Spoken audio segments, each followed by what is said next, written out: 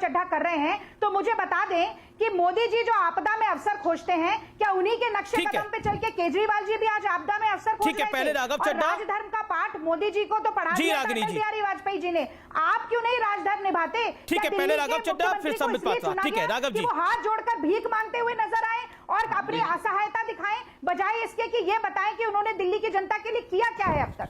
मैं राघव चड्ढा दो बातों पर आपका ध्यान लेके आना चाहता हूं। बैठक के अंदर दो चीजें ऐसी हुई कि सीएम द्वारा कहा गया कि एयरलिफ्ट करानी चाहिए, जबकि एयरलिफ्ट हो रही है, प्रधानमंत्री ने भी इसका जवाब दिया। उसके बाद कोविड माफ करिए ऑक्सीजन एक्सप्रेस चले, जो प्रधानमंत्री ने बोला वो चल रही है और ऑक्सीजन पहुंचा रही है। यानी केंद्र जो काम कर रहे हैं, जो कि सार्वजनिक तौर पे मीडिया में भी आ रहे हैं, उसकी जानकारी सीएम पे नहीं थी, ये भी बीजेपी आरोप लगा रही है। और इस पर आप क्या कहना चाहते हैं? जो ऑलरेडी हमें पता है कि एयरलिफ्ट आज सुबह से एयरफोर्स कर रही है, कल भी एयरफोर्स ने एयरलिफ्ट करा है, व्हाट इज योर व्यू? यानी शुक्रवार को भी करा है और गुरुवार को भी किया। देखिए, दो तीन चीजें। पहली बात है कि मुख्यमंत्री जी ने एयरलिफ्ट की बात नहीं करी थी, एक्सप्रेस की बात करी थी और ये कहा था कि वो दिल्ली तक भी आए। अन्य राज्यों में जरूर जा रही है ट्रेन के माध्यम से, लेकिन रेल के माध्यम से दिल्ली तक भी ऑक्सीजन आए, क्योंकि जो दिल्ली का कोटा 378 मीट्रिक टन से बढ़ाकर 480 मीट्रिक टन ऑक्सीजन का किया गया है, लगभग 100 मीट्रिक टन बढ़ाया गया है अमीश भाई। ये 100 मीट्रिक टन उड़ीसा और पश्चिम बंगाल के इलाकों से आएगा। उड़ीसा और पश्चिम बंगाल के जो शहर जहां से वो आएगा, वो यहां से 1500, 1700, 2000 किलोमीटर की दूरी पर है। अगर ट्रक से आएगा तो कई घंटे लग जाएंगे। इसीलिए ट्रेन की गुहार लगाई मुख्यमंत्री जी ने और बिल्कुल फैक्चुअली स्टडी कर बात रखी। आप भाजपा के प्रोपेगेंडा पर मैं ज्यादा इसमें कुछ विषय में पढ़ के अपना समय बर्बाद नहीं करूंगा। मैं आपको दो तीन चीजें बता देता हूं। पहली चीज तो ये है कि जहां तक नहीं, पर ऑक्सीजन एक्सप्रेस पे बात है, ऑक्सीजन एक्सप्रेस पे केजरीवाल जी बोले थे, नहीं बोले थे? नहीं, ऑक्सीजन एक्सप्रेस पे बोले थे, एयरलिफ्ट पे नहीं बोले थे। हाँ, तो ऑक्सीजन एक्सप्रेस भी चल रही है कि नहीं चल रही है और कब से चल रही है? दिल्ली तक नहीं आ रही है, दिल्ली तक नहीं आ रही है। समस्या यह है कि वो दिल्ली तक नहीं आ रही है, अन्य राज्यों में जरूर जा रही है।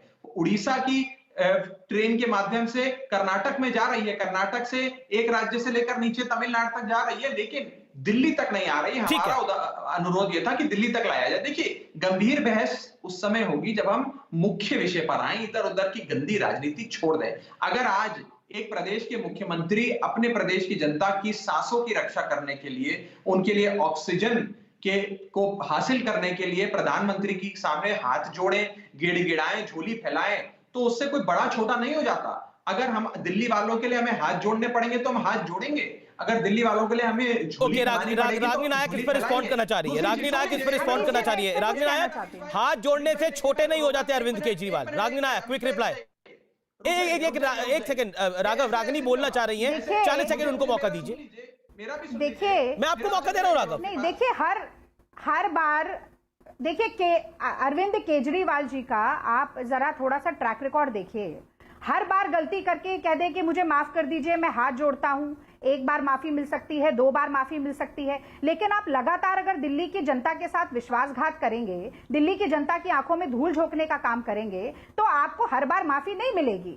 मैं ये कहती हूँ, अच्छा है, ठीक है, आपने हाथ जोड़ा और कहा कि ऑक्सीजन दे दीजिए, ऑक्सीजन भिजवा दीजिए। दिल्ली की सरकार ने ऑक्सीजन प्लांट नए लगाने के लिए क्या किया? 40,000 आप अस्पताल के जो बेड बढ़ाने वाले थे वो आपने क्यों नहीं बढ़ाए? वो सारी सुविधा जो मोहल्ला क्लिनिक से देने का वादा किया था वो आपने क्यों नहीं किया? और मुझे ये बताइए कि ये नौबत दिल्ली की क्यों आ गई? आप एंटिसिपेट नहीं कर पाए कि किस तरीके से आपको सब चीजें अचानक होती हुई लग रही हैं। आप कह रहे थे कि दिल्ली में कॉन्टैक्ट ट्रेसिंग दुनिया में सबसे अच्छी है, उसके बावजूद आज दिल्ली की पॉजिटिविटी रेट 36% हो गई है। तो आप अगर ये कहना चाहते हैं कि लेट राघव चड्ढा रिप्लाई, कोई स्वीकार नहीं करेगा और ये साझी जिम्मेदारी के लक्षण आपके भी नजर नहीं आते अगर मोदी जी के नजर नहीं आते हैं तो। ऐसा है अमीश भाई, आज दिल्ली की स्वास्थ्य व्यवस्था अच्छी है, इतनी अच्छी है कि पड़ोसी राज्य के लोग भी और पड़ोसी राज्यों के नेतागण भी जब अपना या अपने परिवार वालों का इलाज कराना होता है तो दिल्ली के अस्पतालों पे, केजरीवाल सरकार के अस्पतालों पे विश्वास रखते हैं। तो दिल्ली का मॉडल कितना अच्छा है, स्वास्थ्य मॉडल, इसकी चर्चा 5 साल से कर रहे हैं और इसके बारे में खुद देश के प्रधानमंत्री ने कई बैठकों में दिल्ली के कोरोना से लड़ाई लड़ने के मॉडल की तारीफ करी थी। अपने राज्यों के, अपने भाजपा के मुख्यमंत्रियों को सीख दी थी कि दिल्ली के मॉडल से कुछ सीखो। नंबर 1। नंबर 2, जहां तक बात हो रही है मोहल्ला क्लिनिक की, मैं आपको बता दूं, मोहल्ला क्लिनिक हाई फ्लो ऑक्सीजन नहीं दे सकता है। मोहल्ला क्लिनिक एक जांच का केंद्र बन सकता है, कई जगह जांच का केंद्र बना है। दिल्ली सरकार के कई स्कूलों के अंदर आरटीपीसीआर की जांच हो रही है। कितनी जांच हुई मोहल्ला क्लिनिक के हाई फ्लो अंतर्गत? ऑक्सीजन नहीं हो सकती। नंबर तीन, देखिए कांग्रेस को दिल्ली वालों की उतनी ही चिंता है जितनी उनकी विधानसभा में सीटें हैं, मानी जिसका मतलब है एक बहुत बड़ा जीरो। उनको उतनी चिंता है, वो राजनीति करने से बाज नहीं आएंगे, उनको राजनीति करने दीजिए, हम लोग काम करेंगे। दिल्ली वालों के लिए नाक भी रगड़ना पड़ेगा ना अमीश भाई, और ऑक्सीजन लानी पड़ेगी तो हम ऑक्सीजन लाएंगे। आज मैं बस एक सवाल आपसे पूछना चाहता हूं, दिल्ली को 700 मीट्रिक टन की ऑक्सीजन चाहिए अमीश भाई, ध्यान से सुनिएगा, 700 मीट्रिक टन की ऑक्सीजन चाहिए। हमें सरकार ने 378 मीट्रिक टन दिया है। उसके बाद हमने जब झोली फैलाई, हाथ जोड़े, तो 378 से बढ़ाकर 480 कर दिया, जिसके लिए हम उनके शुक्रगुजार हैं। लेकिन अभी भी 480 मीट्रिक टन जो हमें दिया गया है वो 700 के आंकड़े से काफी कम है, और 480 मीट्रिक टन जो दिया गया है वो भी पूरी तरीके से दिल्ली में नहीं आ रहा है, क्योंकि कई राज्य जो पड़ोसी राज्य हैं उसमें उसके चलते कुछ परेशानियां आ रही हैं। मेरा आपके माध्यम से भी अनुरोध है कि देश के प्रधानमंत्री जी, भारतीय जनता पार्टी जिसमें उनकी कई राज्य सरकारें हैं, वो दिल्ली वालों के ऑक्सीजन के ट्रकों को ना रोकें। जो हमारा ऑथराइज कोटा है, जो केंद्र सरकार ने हमें 480 मीट्रिक टन दिया है, वो दिल्ली में आने दें। दिल्ली के अंदर ऑक्सीजन की कोई कमी नहीं आने देंगे, और दिल्ली के लोगों को जल्द स्वस्थ करके कोरोना रूपी राक्षस को दिल्ली वाले केजरीवाल सरकार के साथ मारेंगे। स्थिति चिंताजनक है, लेकिन मिलकर लड़ाई लड़नी है। मैं कांग्रेस का भी साथ चाहता हूं, मैं बीजेपी का भी साथ चाहता हूं, मैं पत्रकारों का भी साथ चाहता हूं। ये बहुत बड़ी महामारी है, कोई एक नेता, कोई एक पार्टी, लेकिन आपको ठीक है, ओके, मैं रागिनी जी का साथ चाहता हूं। मैं चाहता हूं रागिनी जी राजनीति बंद करके हमारा साथ दें इस लड़ाई में। Okay, Ragini Nayak 30 second, and Sambit Patra.